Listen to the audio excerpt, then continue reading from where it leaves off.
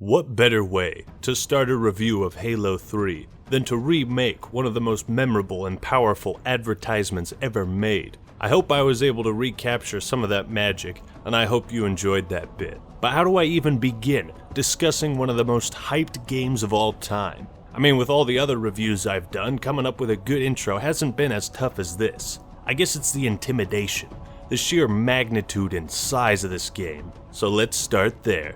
I think the expectation is huge. Everybody I talk to, if you mention Halo, everybody immediate reaction is, how's Halo 3? Well, goddamn. We all thought Halo 2 was the pinnacle of video game hype. Pre-orders sold out, record-setting sales, media and news coverage. You probably thought people couldn't get any more excited than that. But you would be wrong! The world was going fucking insane for Halo 3. It reached levels of hype bordering on obnoxious hysteria.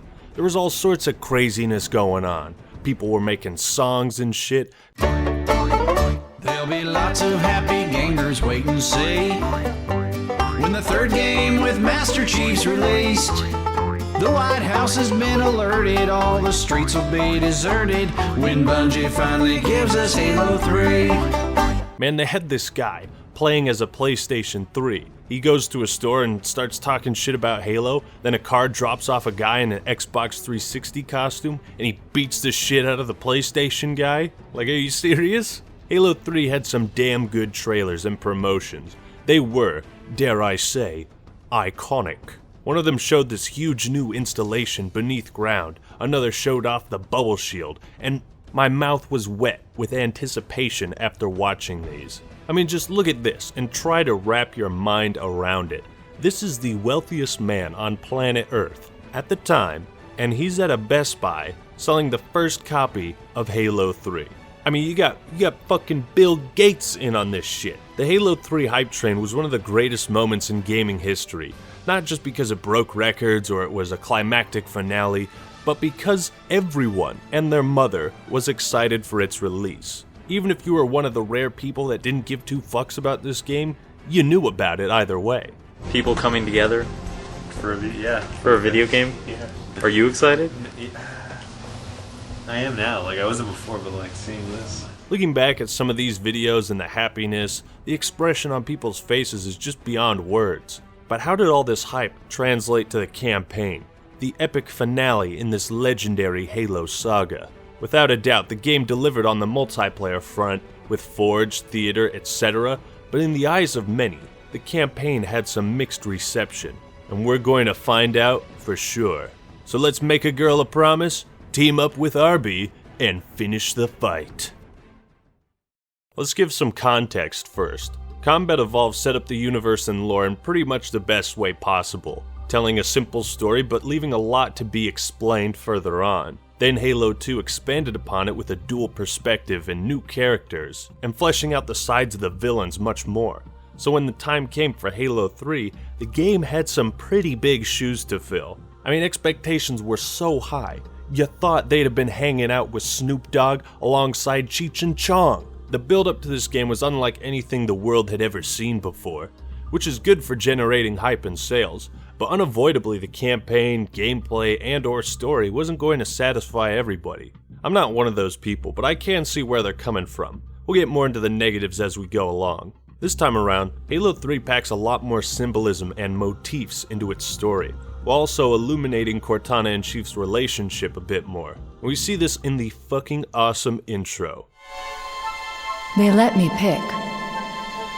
Did I ever tell you that? Choose whichever Spartan I wanted. The music is beautiful and Cortana's monologue carries a certain weight with it. Luck and the number 7 were things that have been built up subtly in the first two games through Easter eggs and all sorts of stuff. But Halo 3 brings that theme to the forefront. For the first time, we learned Cortana was given a choice, and out of all the Spartans, Master Chief had something special about him. Because Chief is such a great vessel for the player, this makes us feel special too. We feel like we were chosen. While I think this is an incredible intro, one thing has always bothered me. How did Chief get off the Forerunner ship? What, he jumped out? Why do you always jump? Jump! Jump! Jump! Jump! I mean, it's a pretty jarring transition from the end of Halo 2 to the start of Halo 3. You know, it would have been nice if we actually saw him jump. Jump! But anyways, it looks like Chief is pretty messed up, and the first time playing this, you're holding your breath. Radio for Vito. Heavy lift gear. We're not leaving him here. Yeah, you're not. That's my fucking boy! That's my fucking boy right there! This whole intro is just so magical. The reunion with Johnson, memories of Cortana being left on high charity, the promise he made, and if you haven't noticed, every Halo game up to this point has started with a focus on Chief's armor and him falling from space.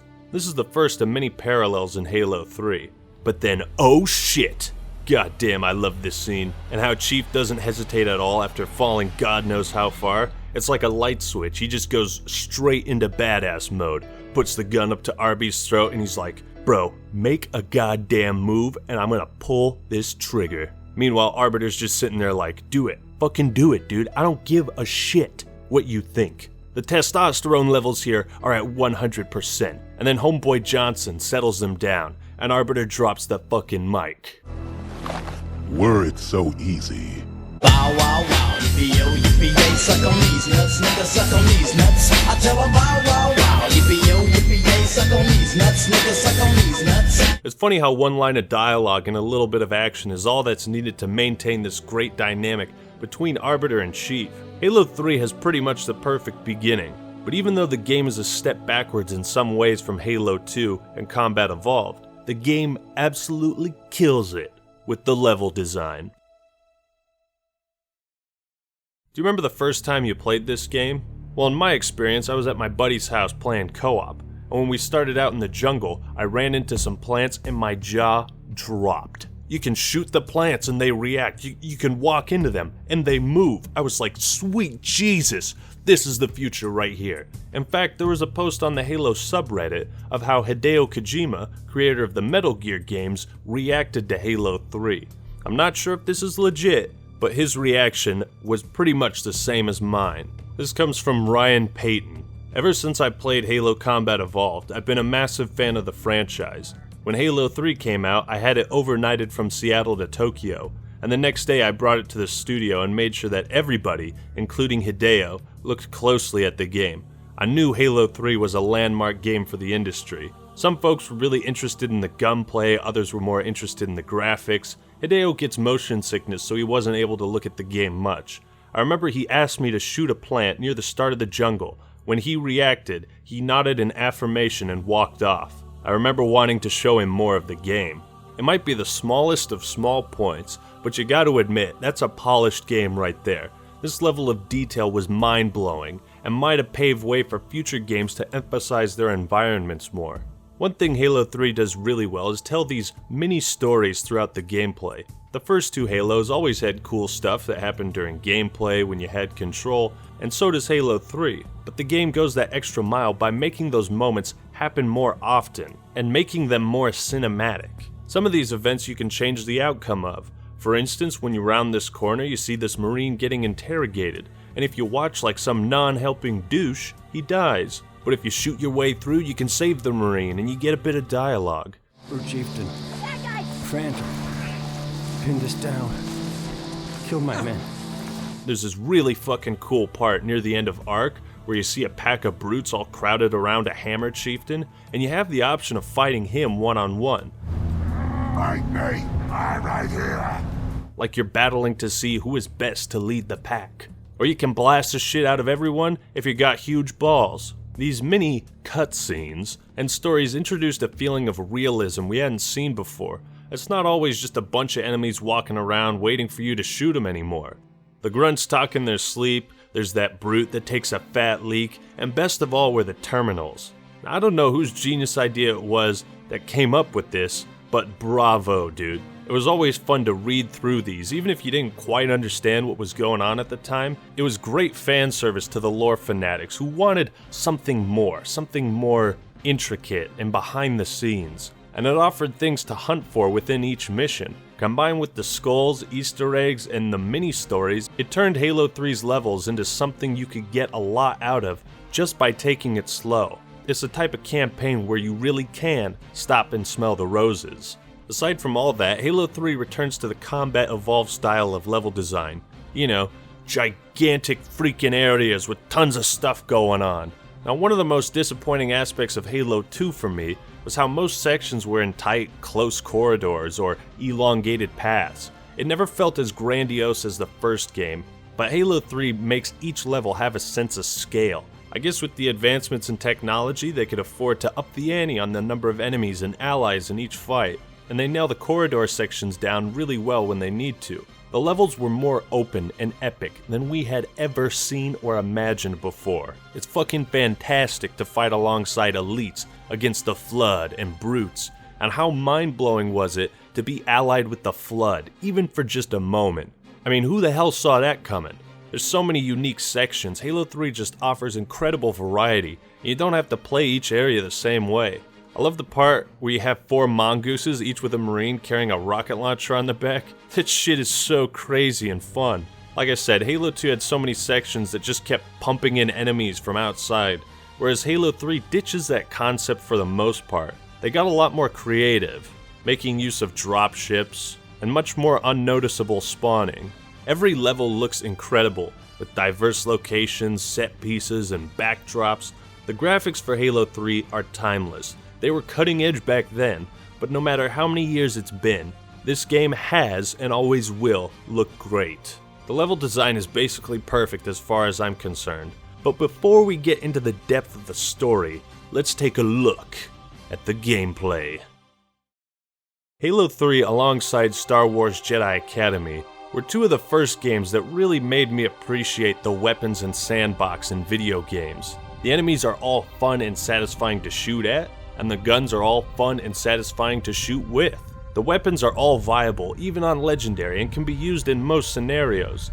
Add on to this, you've got dual wielding 4 types of grenades alongside equipment, heavy weapons, and it creates a campaign with a lot of depth. Honestly, they really innovated like no other. You know, some equipment wasn't as useful as it was in multiplayer, but to the creative-minded, they can be utilized in unique ways. Some flanking routes and areas can be accessed by using the grav lift. The bubble shield was like a get-out-of-jail-free card. The power drain was great against brutes. Active camo returned as equipment, and if you killed a brute chieftain fast enough, you could get a short-term invulnerability. Ever since Halo 3, the series has been looking for a 4th leg to stand on, and equipment could impact the gameplay greatly, but it wasn't something that altered the core of Halo's design, which made it a perfect addition to the sandbox. Spike and firebomb grenades were really fun to use, even though firebombs were hardly seen in campaign. I've always thought most Halo games have played it too safe with grenades and really should have experimented with new types of grenades.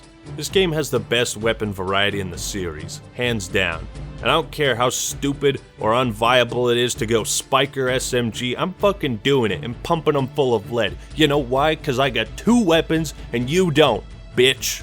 Dual wielding evolved into something spectacular, so many combos to try, some good, some not so good, and it was always fun just being able to experiment with them. The ability to use heavy weapons like the missile pod was fucking epic as well, or ripping a turret right off its legs and going to town is so freaking satisfying.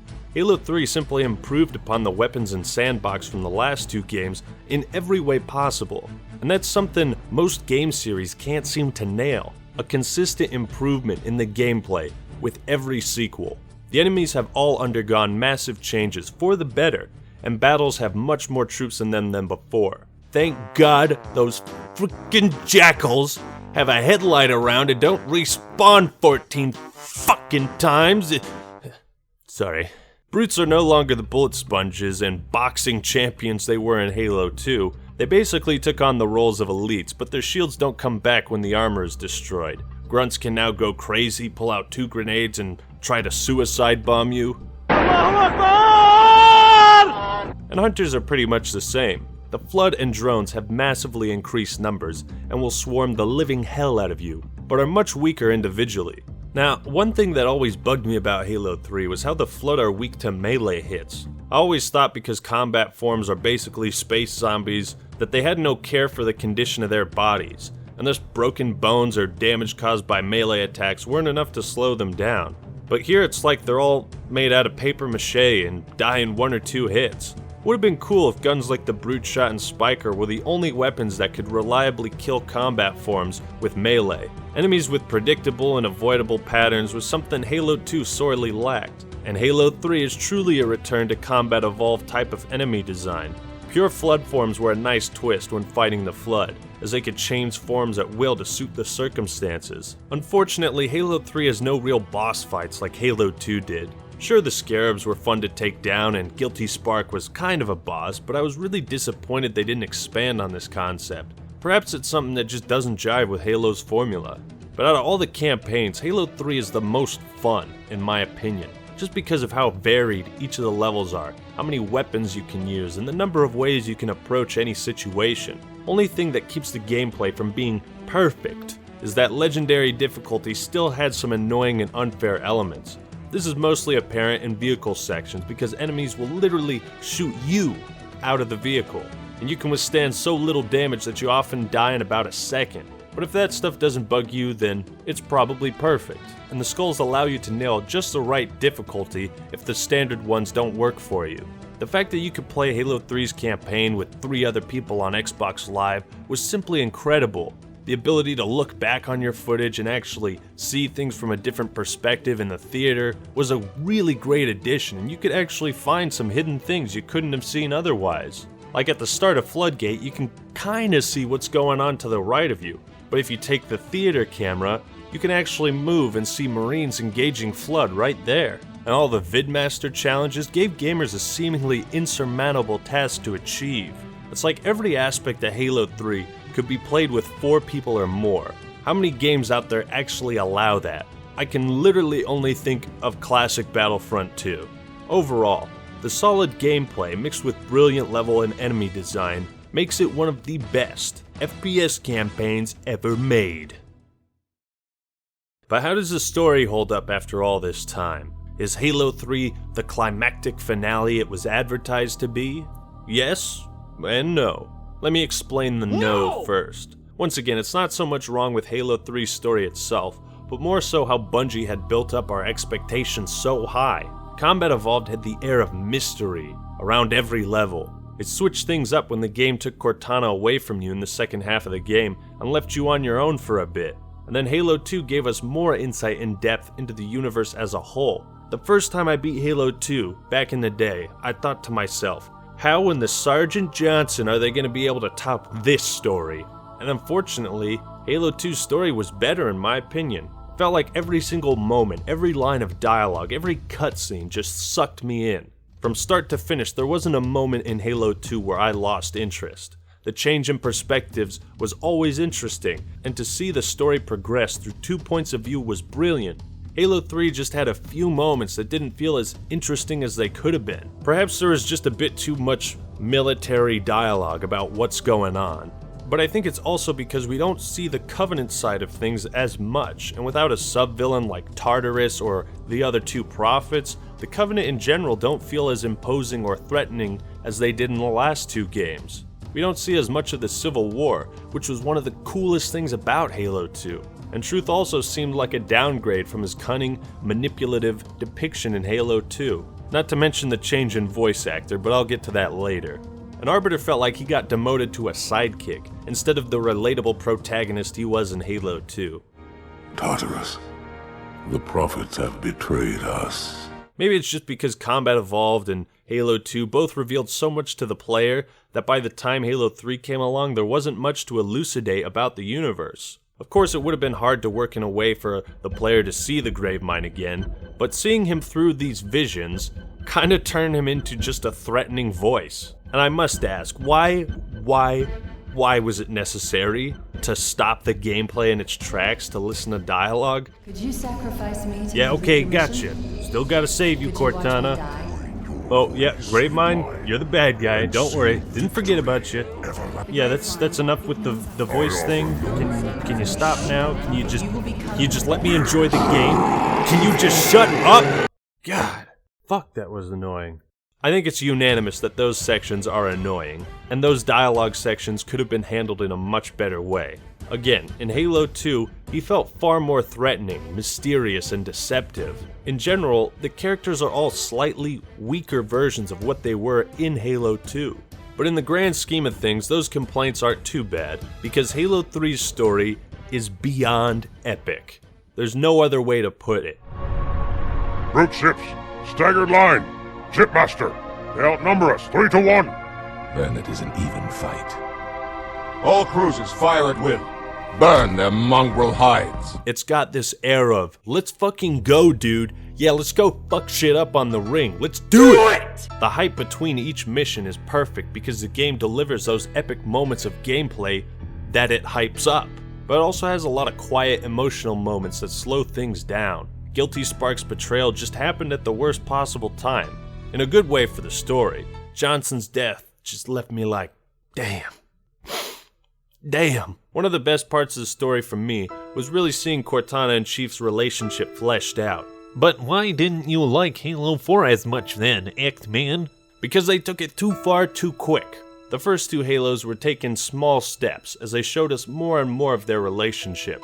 And in Halo 3, you the player care as much about Cortana as Chief does. Again, because Bungie wanted you to be immersed as the Chief, you're looking through his eyes instead of being outside looking at him. There's just enough emotion and subtlety between the 2 characters to really make you care about it. Whereas in Halo 4, it feels forced.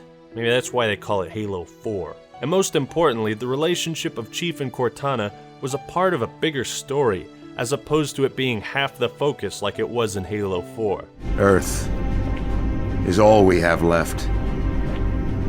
You trust Cortana that much? Sir. Yes, sir.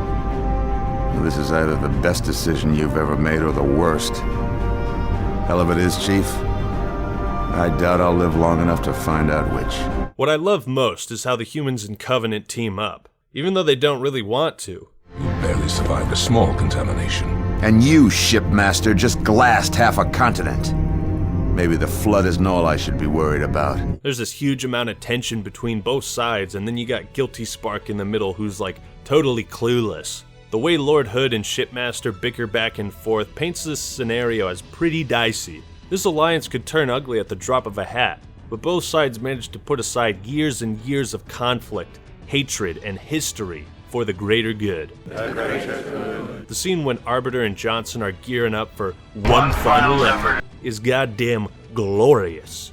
You see how the UNSC and Covenant are separated. They're talking amongst themselves, probably making racial jokes about the elites and vice versa, and then Johnson starts grabbing Covenant weapons. This elite stands up and he's like, bro, the fuck are you doing?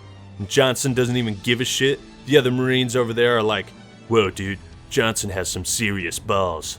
Then Arbiter picks up some human weapons and the Marines are like, man, I'd say something, but I'd rather not piss this guy off. Then they both walk past each other, hand out the guns, and it's just the perfect scene. It shows 2 sides coming together. Everyone's gearing up for this big finale. The stage is set. Halo 3 is all about stopping Truth from activating the other Halo rings at once with the Ark. Somehow, Bungie managed to elevate the tension and drama in this situation. 1 Halo ring? Oh shit, that'll destroy everything in the galaxy. But 6 or 7? Jesus Mary, we don't even want to think about what'll happen if they all go off. The Flood in general are much more threatening, even without the Gravemind around, because we see them fly in ships. When you see that, you're just like, my god, they're learning. Pretty soon they're gonna have their own schools. So Halo 3 does a real good job of raising the stakes, which ties in with the epicness of the narrative. The story has some real nice build-up, and just like the other games, it truly has the atmosphere of a military sci-fi shooter. Something that I now realized is a criminally underrated aspect of Halo. The Marines play a big role in the gameplay. They're pretty much around you at all times, as well as telling you about the next objective. Since Cortana isn't with you for most of the game, the Marines make you feel like a badass because they always love getting your help. We're with you, Chief. Yeah, get some. They sing endless praise for you, and since there's so many of them, you stick out like a sore thumb. At the risk of going on a hidden Xperia type tangent, I just want to say the art style of this game is fantastic. Everything is stylistic and beautiful. Forerunner architecture is the best it's ever looked, and the Ark was such a great place to explore. The Flood are even more grotesque, and you really get to see how they evolve and take over their hosts in High Charity. I bring up the art style because it's such a critical piece of why Halo 3 has such incredible atmosphere throughout its campaign. Now I'll talk about the ending at, well, the end of this video because it's the most impactful part of Halo 3's campaign, so for the moment, let's move on to some characters and dialogue. I talked about Chief and Cortana a bit, so I won't reiterate myself here, and I'll be saving Arbiter for the end. Now, one of the few problems I have with Halo 3 is some of the dialogue and characters. And again, it's really not Halo 3's fault, it's just that CE and Halo 2 were damn near perfect in this regard. For one, Truth is a completely different character. This pissed me off more than anything because he was a conniving, smart, cunning type of villain. He lets Mercy die and after that tells the Covenant through the intercom that he and Mercy are on their way towards the Forerunner ship. I mean, that's pretty fucked up. I always thought of Truth as the kind of bad guy who wouldn't display his motives. He'd rather kill you in your sleep than openly threaten you. But in Halo 3, he's changed into a totally maniacal, batshit crazy zealot. It's the complete opposite of what he was in the last game. The Council decided to have you hung by your entrails and your corpse paraded through the city. But ultimately, the terms of your execution are up to me. And not even your demon will live to creep, blackened from its hole to mar the reflection of our passage. His dialogue is good, but he's just not the same. The voice actor was changed, which I imagine Bungie had to do at the time, but it doesn't make sense as a trilogy. There was no character development that would turn Truth into this type of bad guy. Miranda also has a new voice actor who isn't bad by any means. But my point is, and this is true for any series, when you change the voice actor of an established character, it disrupts the immersion and it just feels weird. Only show I've seen get away with it was Avatar: The Last Airbender with Uncle Iroh. There's a few cheesy moments that could have been handled better. Ma'am, squad leaders are requesting a rally point. Where should they go? To war. No, seriously, ma'am. We're running a goddamn military here. How about you stop trying to look like a badass and actually talk strategy? Where the fuck do you want the troops to go? Now, Halo 2 has the most memorable dialogue out of any FPS game I've ever played. Maybe BioShock is just as good in this regard, but I felt like the writing in Halo 2 was a 10 out of 10. And in Halo 3, it's kind of more 7 or 8 out of 10. And again, it's simply because Halo 3 is a sequel to that game that I'm comparing it like this. You know, one thing that's actually really impressive is Sergeant Johnson gets captured like 7 times throughout these games. He's attacked by the Flood, barely makes it out alive, gets captured again, yet somehow, throughout all of this, he still remains a fucking badass. I think it's remarkable you can write a character who routinely gets his ass whooped, but not make him any less cool because of that. How you doing? Seeing Guilty Spark and Chief meet up again was really satisfying.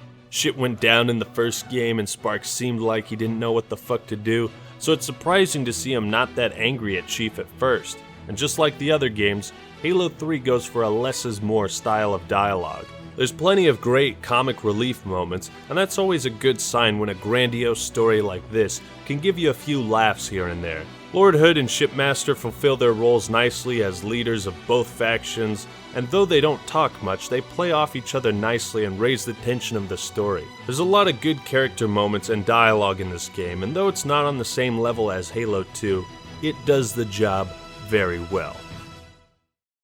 In so many ways, Halo 3 represents the culmination of Bungie's work, from the countless marathon symbols throughout, to the inclusion of Bungie employees as Easter eggs, all the quality of life additions like being able to equip skulls beforehand, the reintroduction of the scrapped flamethrower, addition of the gravity hammer, and of course, from their very own Vidocs. It's a return of Master Chief. This is the end of our trilogy. This is going to be the end of the story. At the end of Halo 3, you won't just finish one fight, you'll finish all of the fights that you started in Halo 1. Bungie really captured the feeling of finality with this game. They envisioned this as the end of Halo, or at least the Master Chief's story. You can tell they felt they made several mistakes with Halo 2. The cliffhanger ending, the content, all the bugs, the list goes on and on. So it's like they went into this with the attitude of putting out the absolute best game possible. Every rock they had stumbled on before would no longer be a hurdle for Halo 3. Halo 3 is all about the things that we want in Halo 1 and 2. The creators made sure to give players a real sense of nostalgia for the old games. There's so many moments that are reminiscent of Halo 2 and CE, not to mention a buttload of parallels. It's really quite impressive and makes Halo 3 feel like a send-off. For instance, if you take this side path in the final mission, you see these all too familiar circular rooms from Assault in the Control Room. There's only one though, and not 40, so it's not exactly like Combat Evolved. The alarm sound effects in Crow's Nest are identical to the ones on the Pillar of Autumn. Just like the first two games, Johnson has different dialogue in the opening scene depending on difficulty. Of course, the Warthog run is similar to the one in CE, but an extra layer of detail was revealed courtesy of A. Butler. He shows an overhead view of the Silent Cartographer and the Warthog run in Halo 3. Since you're on the Halo ring, that was meant to be a replacement for the one you destroyed, you're actually driving around the same island. That's pretty crazy. Arbiter once again kills the guy who's trying to activate the rings, and of course there are many parallels between the dialogue. Keep your head down, there's two of us in here now, remember? Just keep your head down. There's two of us in here now, remember? A construct in the core? That is absolutely unacceptable. Unacceptable! Unacceptable! Absolutely unacceptable! We're not gonna make it! We'll make it. If we don't make it, We'll make it. After I'm through with truth. don't make a girl a promise if you know you can't keep it. Don't make a girl a promise if you know you can't keep it. She stayed behind. These are just some of the examples, but they also extended this to the soundtrack. Marty O'Donnell, praise his name, knew just the right chords to strike for maximum nostalgia and emotion.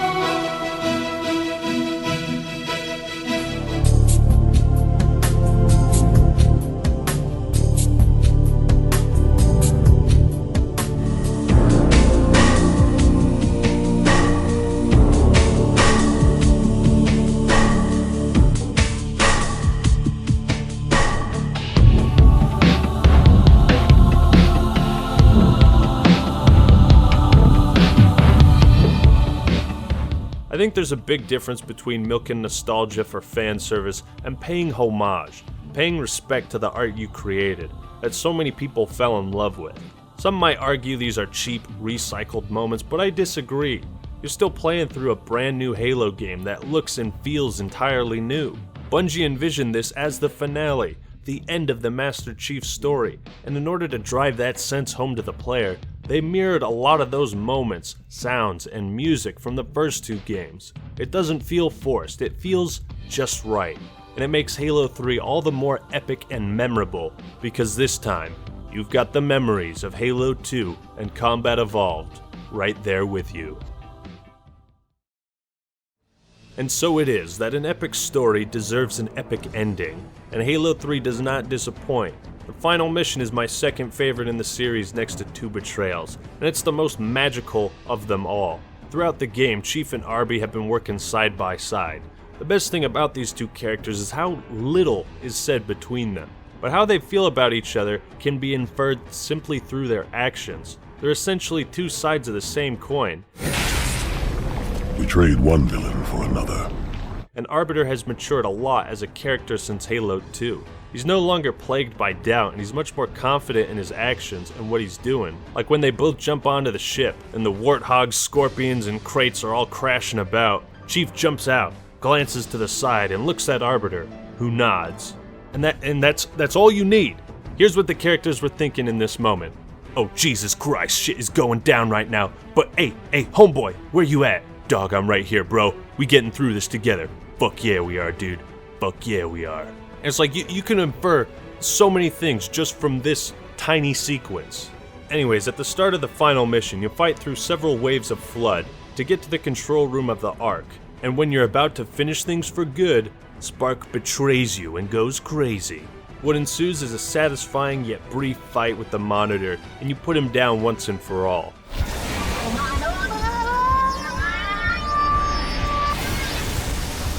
Can't help but feel a bit sad for him. Guilty Spark was such a cheery character with a somewhat tragic end.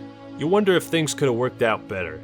But after that, Johnson is dying, and the player, Chief, doesn't want to let him go. Before he dies, this courageous, badass sergeant asks us for one last thing.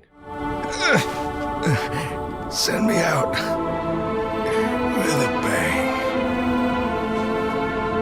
For you, Johnson, anything. Chief then books it the fuck out of there, as the whole place is gonna blow soon. After that, you mount up in a Warthog with Arby on the gunner, and a spectacular Warthog race against the clock. The music is what makes this ending so freaking awesome, and simply put, it can't be described in words. Halo, it's finished.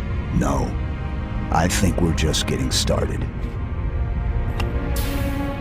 But you did it. Truth and the Covenant, the Flood, it's finished. It's finished.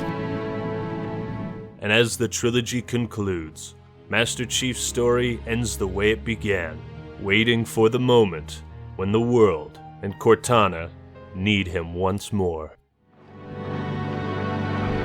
I'll miss you. Wake me when you need me.